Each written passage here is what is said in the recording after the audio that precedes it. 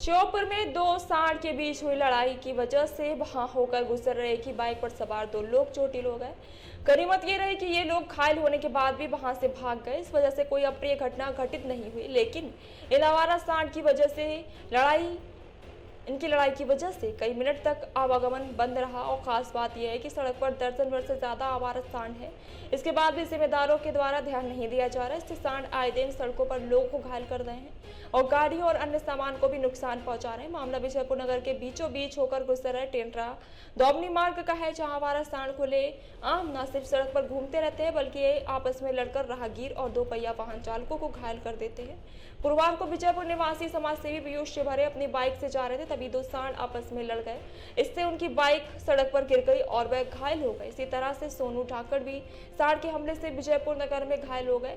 लोगों ने मांग की है कि सड़क पर घूमने वाले आवारा पशुधन को नगर से बाहर किया जाए। और कल ही मैंने बोला सीएम साहब को, सीएम साहब ने दरगाह को बोला था। आज दरगाह शाम को इधर चिमचमा से आगे को भेज रहे हैं सभी आवारा, इस साइड में ऊंचा तक भेज रहे हैं सबको जंगल में, और ये कार्रवाई हो रही है, शाम तक हो जाएगी। नगरीय क्षेत्र में गौशाला नहीं है, ये बात सही है, और इसके कारण से मेरे अभी आपके द्वारा संज्ञान में लाया गया है कि किसी को इस प्रकार से आवारा पशुओं के द्वारा टक्कर मारी है। हमने सीएमओ को निर्देशित किया है। आवारा पशु बहुत हैं और प्रशासन ने इसमें कोई प्रतिबंध नहीं लगाया कि उनको बाहर जंगल में छोड़ दिया जाए। लगातार तो दो सांड लड़ते हुए आए और मेरे में टक्कर मार दी, जिससे मेरे पैर में चोट आई। ईश्वर की कृपा मेरी जान तो बच गई, पर घायल हो गया मैं।